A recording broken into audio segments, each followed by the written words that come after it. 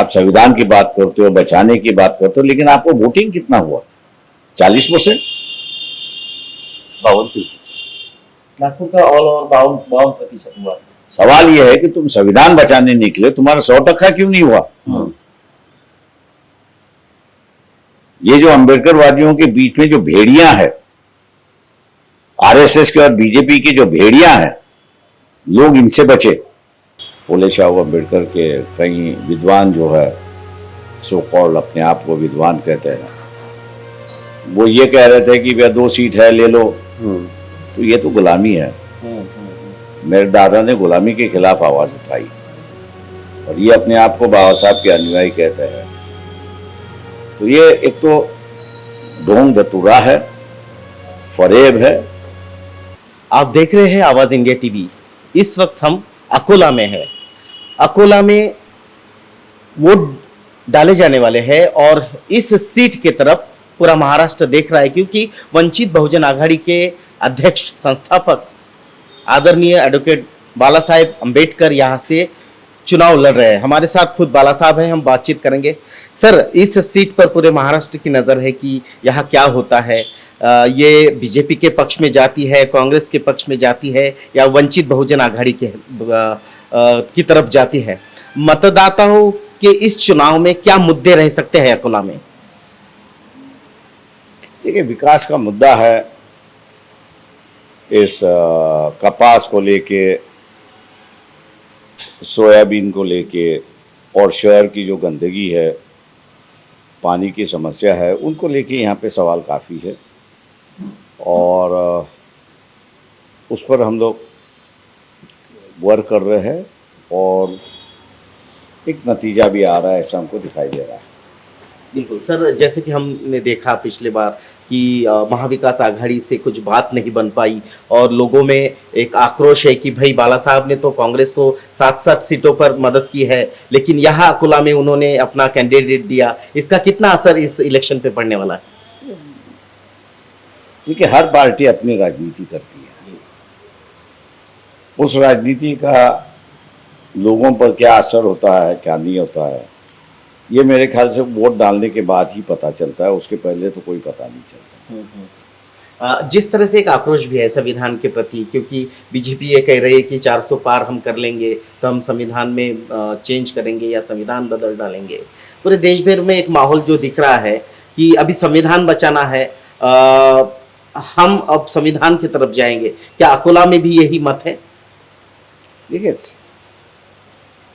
संविधान के बारे में जो बयानबाजी आ रही है, मैं उससे ये कहूँगा कि जितने भी फुले शाह अम्बेडकर वादी जो है,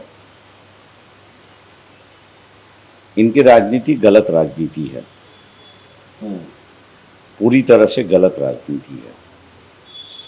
उनकी राजनीति होनी चाहिए कि सबको लेके हम लोग चले, ये राजनीति का मुद्दा होना चाहिए। लेकिन वो राजनीति का मुद्दा ना होते हुए वो अपने तक ही सीमित रह के राजनीति करते हैं। जैसे इस बार बाबा साहब की जयंती पर हमने कहा था कि सुबह के वक्त त्रिशरण पंचशील हो, आपका जुलूस निकालना है निकाल दिए, लेकिन दोपहर के वक्त देहात है, बस्ती है, आप इंक्लूसिव राजनीति कर रहे, सबको लेके चल रहे, ये दिखाने के लिए दोपहर का भोजन जो है, जो समिति बाबा साहब की जयंती कर रही है या लोग वहाँ पे कह रहे हैं, अगर उसको सार्वत्रिक रूप से अगर करते हो तो आप समाज को लेके चल रहे हैं, ऐसी एक परिस्थिति होगी। 25% लोगों ने उसको माना, काफ़ी लोगों ने उसको माना नहीं। एक तो सबसे बड़ी बात है कि क्या करना है इसकी जानकारी नहीं है। दूसरा है, मैं सबसे बड़ा ये कहूँगा कि मानसिकता जो है उसमें बड़ी खोट है, ऐसा मैं मानता हूँ। और उसकी वजह यह है कि अधिकारी होने की वजह से यस सर की संस्कृति आ गई है और हम लोग रास्ते की लड़ाई होने के बजाय, रास्ते की लड़ाई के नेता होने के वजह से हम लोग लड़ना चाहते हैं, बदलना चाहते हैं।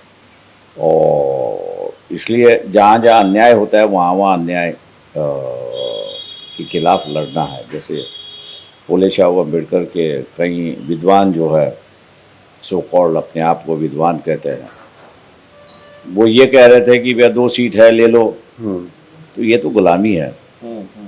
मेरे दादा ने गुलामी के खिलाफ आवाज़ उठाई और ये अपने आप को बाबा साहब के अनुयायी कहते हैं। तो ये एक तो ढोंग धतूरा है, फरेब है, और जो इस व्यवस्था को चैलेंज करने की जो बाबा साहब ने बात की थी, बदलाव की बात की थी, उसके ऊपर नहीं है। जैसे हमने ये कहा कि भैया जात पे आधार पर पुजारी नहीं होना चाहिए, हिंदू थियोलॉजिकल इंस्टीट्यूट हो, हिंदू थियोलॉजिकल इंस्टीट्यूट से अगर पुजारी बनता है तो उसको ही अधिकार बने, एक कानून बने। लेकिन ये जो सो कॉल्ड इंटेलेक्चुअल जो है, किस बिल में जाके बैठे हैं पता नहीं है, या उनको समझ नहीं है, या समझते हुए अंधे हो गए, ऐसी एक परिस्थिति है। तो मैं इनकी परवाह नहीं करता हूँ। सर, जैसे विधानसभा भी आने वाली है, तो ये जो गठबंधन की चर्चा लोकसभा के लिए चल रही थी, क्या विधानसभा के लिए भी चर्चा का दौर चलेगा? देखिए, हमने तो इस लोकसभा के दौरान कहा कि, और कांग्रेस को भी पहले आगाह किया था कि तुम्हारा सैंडविच होगा, और वही उद्धव ठाकरे और एनसीपी ने इनका सैंडविच बना दिया है। इनके पास जो कुछ लोग हैं वो बीजेपी के इशारों पे चल रहे हैं। नागपुर के सीट पर जो है, जिसको कहते हैं कि भैया कांग्रेस के कैंडिडेट को हम लोग ने समर्थन दे दिया, और कैंडिडेट को समर्थन देने के बाद कांग्रेस के ही नेता कि भाई बीजेपी का उम्मीदवार गिर रहा है, उस पर शोक मना रहे थे। उनका कैंडिडेट जीत रहा है, उस पर उनको आनंद नहीं था। तो ये है। अब मैं कहूँगा कि नागपुर की जो खुद को फूले शाह अम्बेडकर वाली जनता जो है, उनका वोटिंग परसेंटेज कितना हुआ? आप संविधान की बात करते हो, बचाने की बात करते हो, लेकिन आपको वोटिंग कितना हुआ? 40%, 52%। नागपुर का ऑल ओवर 52% हुआ। सवाल यह है कि तुम संविधान बचाने निकले, तुम्हारा 100% क्यों नहीं हुआ? ये जो अम्बेडकर वादियों के बीच में जो भेड़ियां हैं, आरएसएस के और बीजेपी के जो भेड़ियां हैं, लोग इनसे बचे। सर, आपने कहा था कि ये मैच फिक्सिंग है, बीजेपी और शिवसेना और एमवीए के बीच के मैच फिक्सिंग है, और आपका ये कहना भी है कि वंचित बहुजन आघाड़ी ही इसके लिए सशक्त कर रहा है। किस तरह से मानते हैं आप?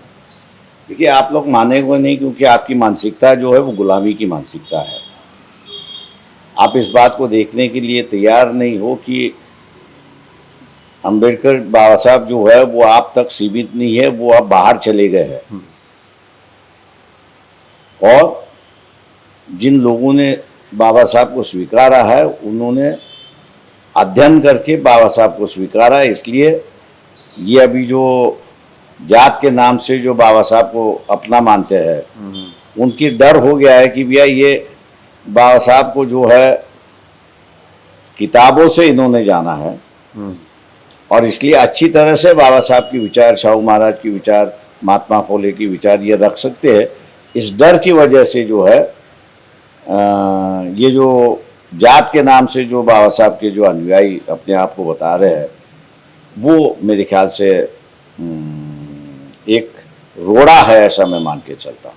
सर, एक हैरत अंगेज मामला सूरत में आया है कि वहाँ के इलेक्शन कमिश्नर ने कांग्रेस का जो पर्चा रद्द कर दिया है और बाकी सारे पार्टियों ने विड्रॉल कर दिया है और घोषित कर दिया है कि बीजेपी का कैंडिडेट निर्विरोध चुना गया। तो क्या ये झलक है मोदी के अगले चुनाव की? मैं इस पे कोई टिप्पणी नहीं करूंगा, क्योंकि मुझे उसकी कोई जानकारी नहीं है, ना मैंने जानकारी लेने की कोई कोशिश की है। अच्छा सर, कांग्रेस ने कोई मुस्लिम कैंडिडेट नहीं दिया, इस बार में भी आपने काफी टिप्पणी की थी। वही आपने जो वादा किया था वो आपने पूरा निभाया, इसका क्या असर होगा चुनाव पर? सवाल ऐसा है कि आपकी पॉलिसी इम्पोर्टेंट होती है, आपकी सोच इम्पोर्टेंट होती है, आप अपनी पार्टी किस ढंग से डेवलप करते हो उसकी बात है, वो हम लोग ने की।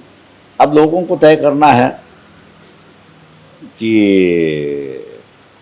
वो इंक्लूसिव राजनीति चाहते हैं या एक्सक्लूसिव राजनीति चाहते हैं।